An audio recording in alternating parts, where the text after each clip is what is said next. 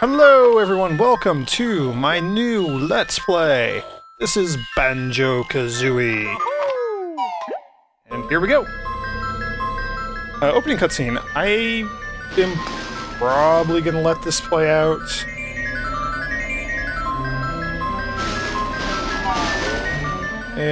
Yeah, sure. We'll let it play out. We'll see how it goes. The story's pretty simple. It's pretty Mario-esque. Which is kind of ironic, considering this game got so much flack for being a Mario 64 clone.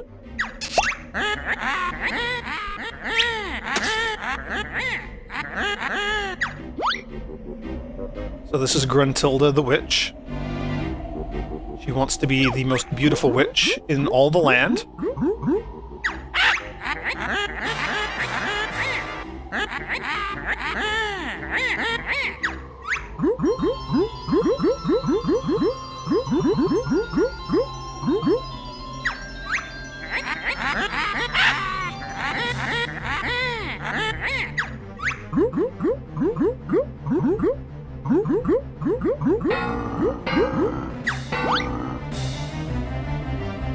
Oh no, Gruntilda's mad!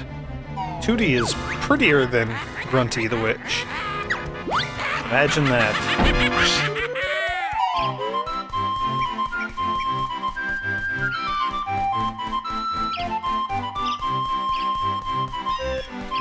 There's Tooty. Yes, she is a bear. I love all the characters in these old Rare games.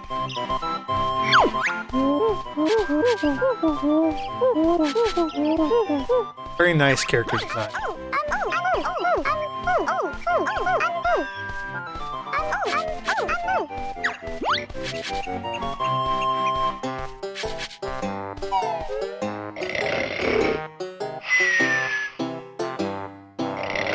Intro video is a bit slow, I know.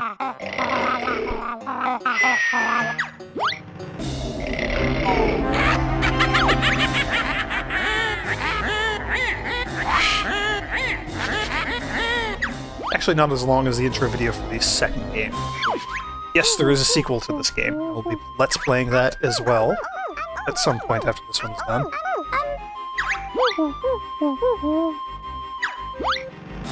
Oh look, is that your bear brother flying through the sky on a broomstick? Oh, bottles.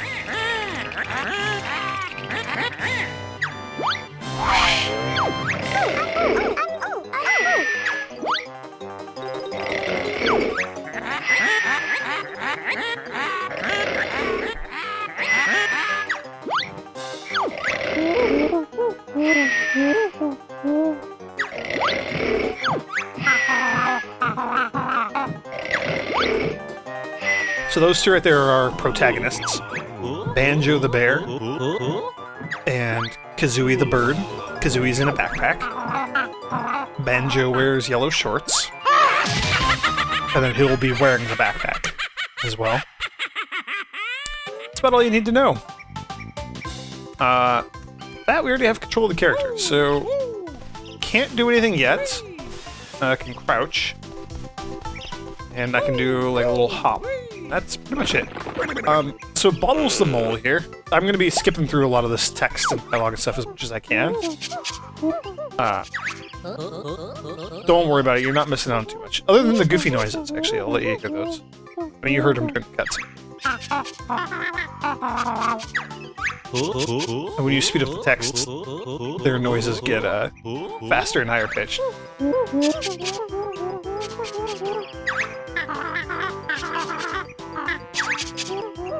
It's a nice little touch. Okay, so the witch went back to her lair, so let's go after her. I'm not going to go through the basic moves. I am absolutely good enough. I know this game quite well. It's okay, you'll get to see all the moves here in a moment anyway. So we have all of our moves. Combat. So we have basic attack, which is never going to be used. We have our rolling attack, which we will use constantly. Jumping attack, also used constantly. We can do a little like crouchy, bashy move. By the way, all the items in the game are anthropomorphic and make cool noises and stuff as well. Not just the creatures. Oh. We can do a high jump, like a backflip jump.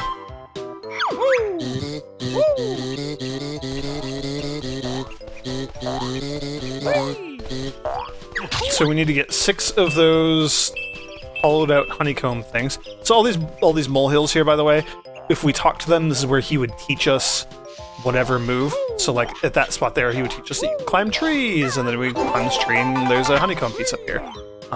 All the honeycomb pieces correspond to moves that you'd be learning in this area. You know all the moves, so let's just get right on with collecting them honeycomb pieces. So you can do like a little flutter jump thing that kind of extends your distance that you can travel here. There's an extra life behind the waterfall there. You can bear paddle, I guess. Doggy paddle in the water a little bit. We can swim under the water. We'll do that here in just a moment. Grab another honeycomb piece. Right there, you can see it under the bridge. There is oxygen. You can swim slowly with little bear kicks, or you can do those sort of bigger pulls with the bird, Kazooie. The beak barge move here, where we charge forward with Kazooie's beak like that, we're only really going to be using that in areas where we're fighting something, solving puzzles, or doing something that requires that. Otherwise, a bit slow and a bit short of range, and generally not worth it for like actual combat. You come up here and kill this cauliflower. There we go. There we go, that's 6. Hooray! Now we have extra life, so that will extend our life bar, which is pretty fantastic and also pretty required. So I'm going to talk about the game a little bit as we're just kind of meandering through here, getting to that first level, and probably as we're running around in the first level as well. This is from the 90s. It was an N64 game. I'm playing it on Xbox 360. It was when Rare was acquired by Microsoft. They got the rights to a lot of their IP and a lot of their games, so hence Banjo Kazooie, redone in HD for the Xbox, which is pretty fantastic. Yes, we're ready now. Normally he won't let you past this area, like let you cross that bridge until you've learned all the moves. I already know all the moves, so it's a nice little feature that they added. And into the witch's lair we go. Oh, here's another cutscene. Let this one play out. It shows what's going on with 2D and kind of what we're fighting for.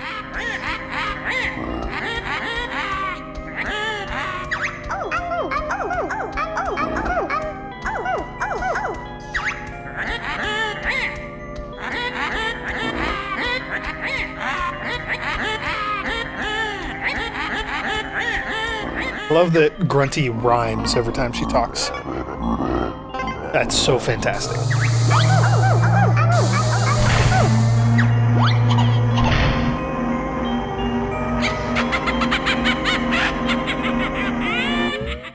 Cool. Yep, oh, and she'll taunt us and whatnot as well as we go through the game. So, there's our puzzle piece, Mr. Jiggy. So these are our MacGuffins that we gotta collect. So this is a N64 game, third-person, like 3D platformer from the 90s. So you guessed it, it's gonna be very similar to Mario 64, as I alluded to earlier. It's a bit of a collectathon. So there's this hub world that we're in right now, and from it you can see like there's a door right there. We'll be going through that in just a moment. There are all these little isolated worlds that we're gonna be unlocking and getting into, and then when we get in there, it's a collectathon. We have all these MacGuffins and doodads and knickknacks that we need to gather in each world. And I am a bit of a completionist, so even though I've done it 100 million, billion, gajillion times in the past, every time I played this game, I am going to be shooting for all the puzzle pieces and probably all of the musical notes. Barring any unfortunate accidents. You'll see what I mean when we get in there. So, we put the puzzle piece into the picture that conveniently was missing exactly one puzzle piece. And here we are in the world. And as Bottles is saying on the bottom there are going to be 3 new moves that you can teach us in this world. So, as we progress through the game, we will be unlocking and learning brand new moves added to our moveset, and those will help us progress further and further into Grunty's lair as we quest to rescue our sister. So there's one of our MacGuffins. There are 5 of these things. They're called Jinjos. There's going to be 5 in each world.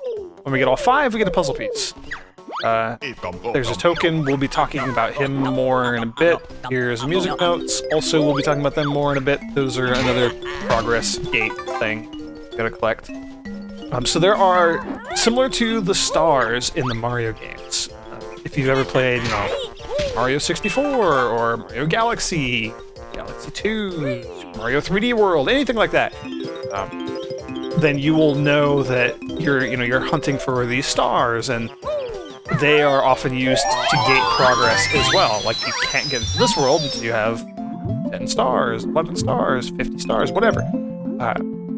So that's what both the puzzle pieces are going to be for, and these music notes. So in this game, in the sequel, they change it a little bit. Music notes are actually used for something different. But in this game, there are going to be these musical doors. You'll see them. There's one back out in Grunty's lair. They're going to be scattered throughout Grunty's lair, and you need to have X number of music notes to get past them. So, like, the first...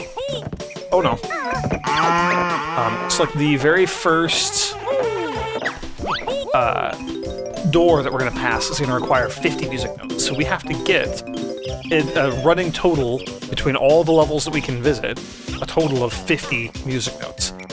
There are 100 notes in each level, there are 10 puzzle pieces, there are 5 Jinjos. There's a miscellaneous number of these Mumbo Jumbo tokens here, these silvery skull things. I'm gonna be... Oh, can't get that one quite yet, but it's right up there. Oh, I can get it. Oh, awesome. I'll be explaining those in a bit. But yeah, all these MacGuffins, all sorts of things that we gotta collect, and there'll be like eggs and feathers and things we gotta get as well. I'm coming up here to learn our first move and grab a puzzle piece, it looks like. This is the first world, so all the puzzle pieces and Jinjos and everything's gonna be hidden with air quotes in fairly obvious places. So, I'm gonna be kind of, again, skipping through a lot of the dialogue and stuff because I'm gonna be explaining everything myself as we go. So like this slope here, too steep. I can't walk up it, I will slide down it. The move we just learned is the chicken legs, or the talon trot move. So it lets us, it lets Kazooie walk around instead of Banjo. Kazooie, which I love, by the way, that Banjo's just kind of dangling there with his feet out and everything, because Kazooie's popped out of the backpack. Kazooie can walk up steeper slopes than Banjo can. So that's a move for... we also can travel faster as Kazooie, so I will be using this a fair bit. There's a Jinjo, and there was a skull here. And there are eggs... Oh, camera. Eggs there that we don't know how to use yet, but we will be needing eggs a bit. So there's our first puzzle piece. Hooray! There's 10 of us in each world.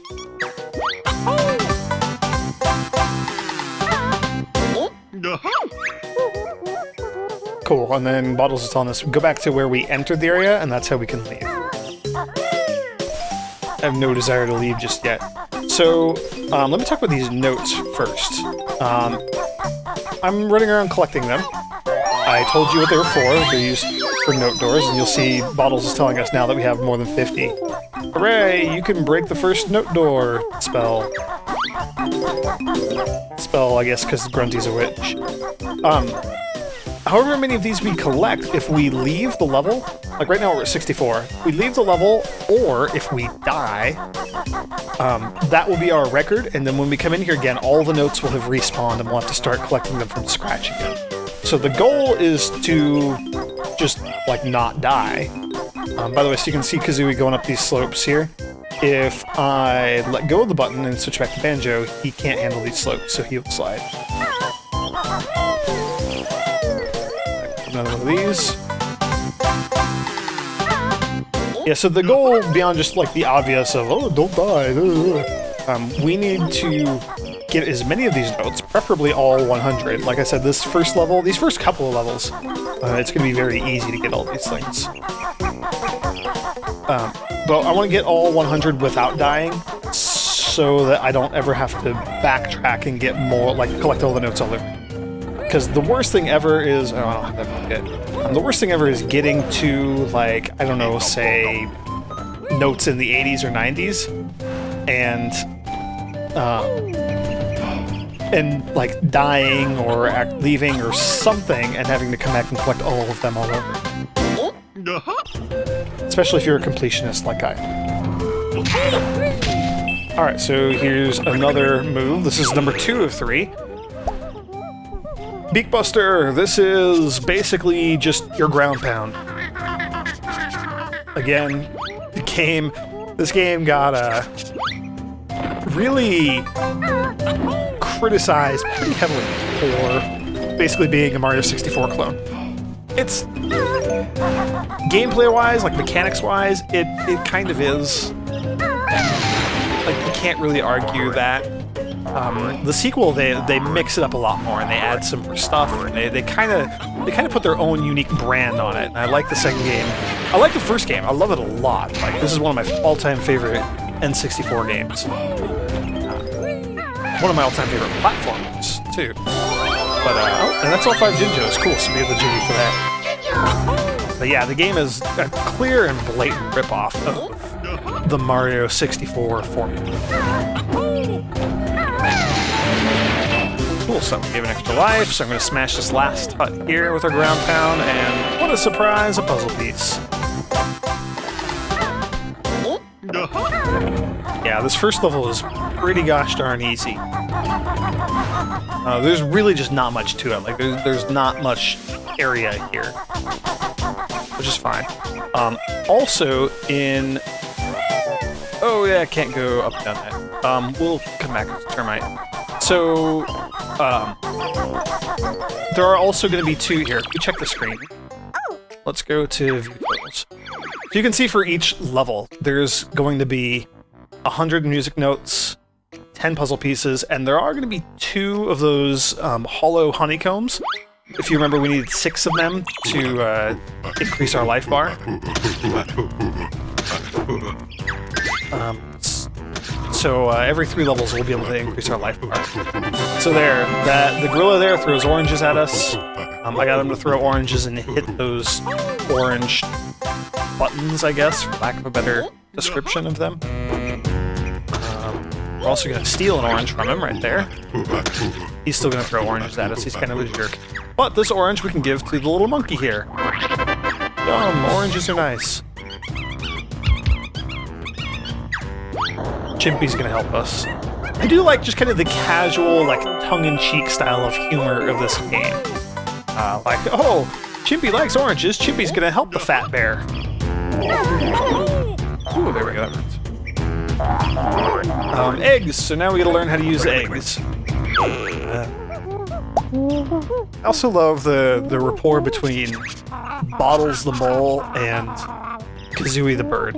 They call each other names and stuff all the time. He called her Buzzard, she called him Beetle Breath.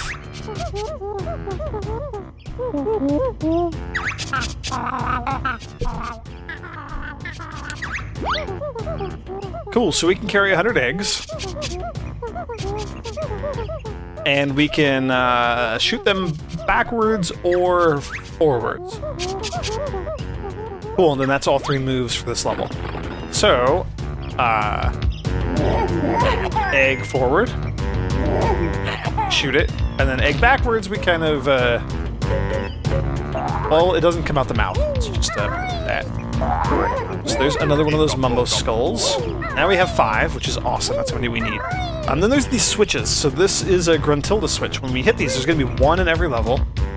Again, there's a whole lot of crap. There's a reason this is in the genre, quote-unquote, of collectathon. When we hit these switches, they trigger a puzzle piece back out in the main hub world. back in Gruntilda's lair. So there's going to be one of those to find in each level, and there's going to be usually some sort of trick or something we got to do to get that puzzle piece. And there's going to be one for each one. So,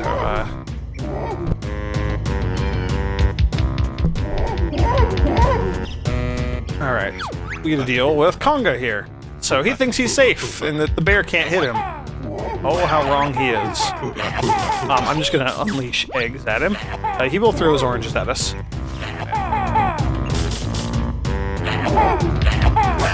we go. Gotta watch out for those. So we've hit him twice now. So let's hit him a third time. There we go. Yep, we are stealing all of his puzzle pieces.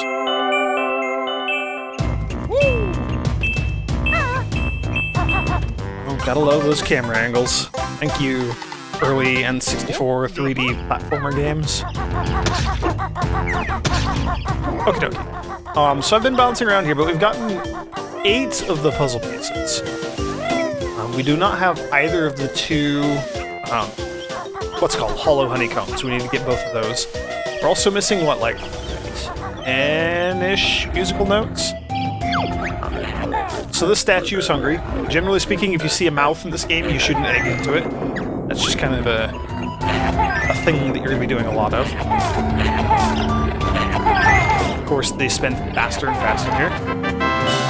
All those, that's our 9th jigsaw piece. Now it's time to check out this conspicuous golden skull thing. Golden, yellow. Whatever it is. We're gonna check it out. I like this guy. He's a pretty fun character. Best shaman in all game.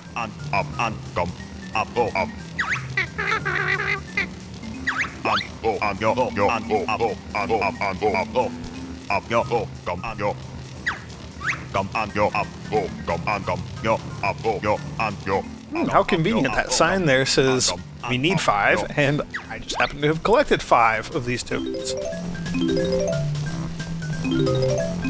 So before we do his whatever it is he wants us to do, in every single one of his huts, I believe, there's a single, like, lantern, light post, whatever you want to call those things, torch, that's not lit, you can use to get up to the inner ring here.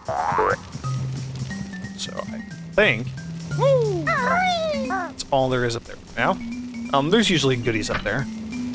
Alright, so if we stand on the skull thing, and if we have enough tokens, and it's a one-time cost, like we need to pay 5 once, and then from here on out we can use it again for free. But he will transform us into something unique to each level. See, free to change back. Termite bit small, but not bad for first spell. Mumbo practice needed. So yeah, hooray, we're now a termite. I don't have any attacks or anything like that, so I can't shoot, ground pound, or bite, or claw, or do anything, really. But the benefit to being a termite, as you can see here, I am not sliding down the hill like Banjo would. Even more so, even Kazooie couldn't walk on this one, it was a bit too steep for her. So, as a termite, we can walk on extraordinarily steep, not vertical, like I can't just climb the outside of this tower here. We can walk on very, very steep terrain. And that's actually going to be necessary for us to climb the termite's nest here, which is just a spiral, and then normally this right here would be, this platform would be too steep for us to climb with Banjo and Kazooie. Mostly Kazooie. It'd be all Kazooie's legs. Grab those notes. Also, fun character design feature is the termite you can see is wearing the backpack and the shorts that Banjo always wears. I always enjoy that. It's just like a nice, goofy little touch. Oops, I missed. Of course, I am being horrible at platforming right now. There we go. Oh, are you kidding me? I blame the camera on that one. Oh, this is gonna be painful, everybody. I apologize. Maybe I missed again. Come on.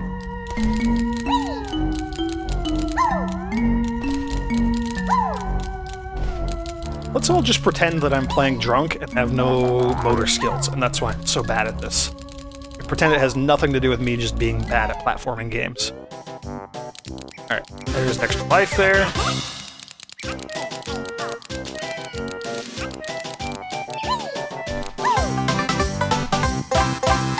Cool, and that's 10.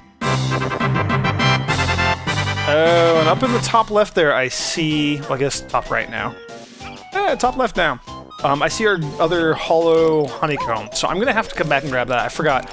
You have to actually hop off of the rotating statue head thing. Tiki statue, totem pole, whatever you want to call that guy. You have to jump off of it before you completely feed it / destroy it. That's unfortunate. Now I am going to take the termite out of the level to illustrate a couple things.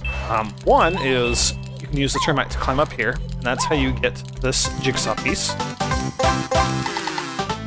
The other thing I want to illustrate is that you cannot actually take Mumbo's magic further into the game.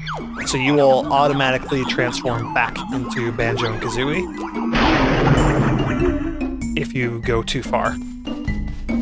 So, you know, whatever. It's the game's way of stopping you from breaking it permanently. So up this slope, which we could not climb until we got the talent shot, there will be, ta-da, a musical note door with number 50 on it.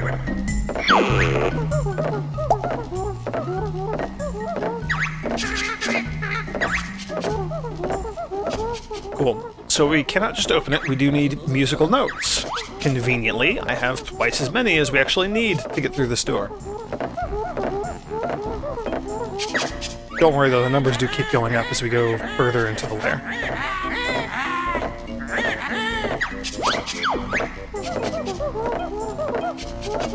Oh nice, he's gonna heal us. Cool, so it doesn't like consume notes or anything, it's just you need to have at least this many. So hooray, we have at least that many. That door was easy, you got past. Unfortunately, you're first and last. Let's see, Grunty's lair is large enough that we are going to need this guy, eventually. These cauldrons that when we have a pair of them the same color, we can teleport around the lair. Just grab a couple eggs real quick. I don't really care about eggs, and we will... 100 is generally speaking more than enough for anything in this game. So this is kind of transparent-ish, because it's a thing that we haven't learned how to use yet. So we will be figuring that out once we find bottles. Alright, here's our next level. So this one only needs 2 puzzle pieces to get into. We have 11. Puzzle pieces are consumed, so you can see now we're down to only 10 puzzle pieces.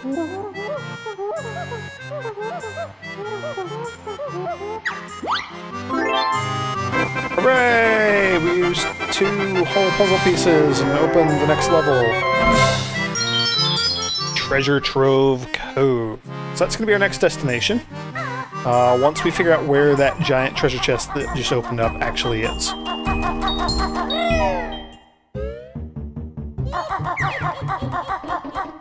Let's see. We're gonna do a tiny bit of... tiny bit of exploration here before proceeding into the next level. So through that door, we have this watery area here. On the other side is actually the 3rd level. It's closed off to us, of course, because we have not found the puzzle piece yet. But I'm gonna deal with some of this stuff. So we raised those pipes. There's another pipe right here that we can also raise. We gotta find the switch for that. This is so we can actually get across.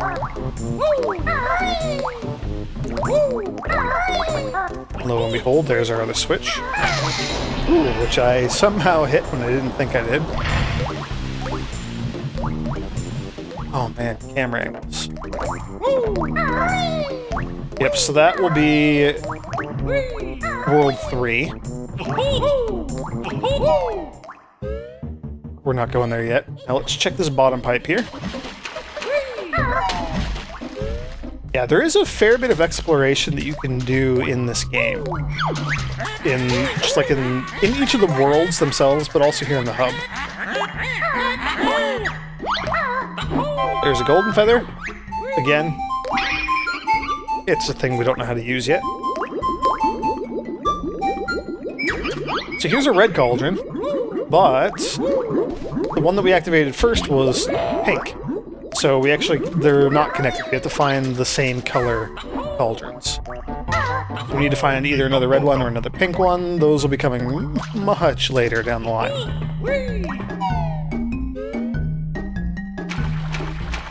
Alright. Up the slope here, there's a 180 note door, so even though we completely obliterated one level, we do not have enough to get past that note door yet. Before we go into that giant mouthy thing there, I'm going to go swim down this tunnel here.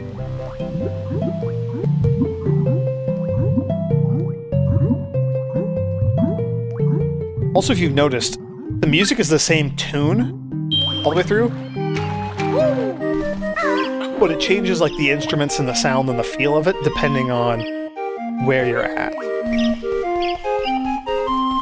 Should be. There we go. There's a Mumbo token there. Oops, didn't mean to do that.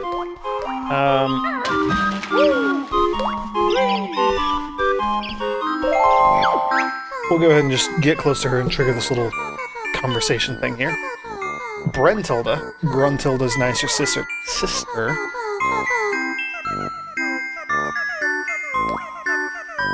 Ooh, Grunty's disgusting secrets. Those will be kind of important-ish later. Not super duper important. We'll deal with that later. Brentilda is scattered all throughout this place. We'll find her over and over and over again, and she'll tell us a couple of Grunty secrets every time. And those have a use later. Not super important. We'll deal with that in the future. So through here, the music got all nautical and piratey. Just fitting for a place called Treasure Trove Cove inside a giant treasure chest. Cool. So, I'm going to end the video here, and in the next one, we're traveling on into World 2. Thanks for joining me, everyone. I will see you next time.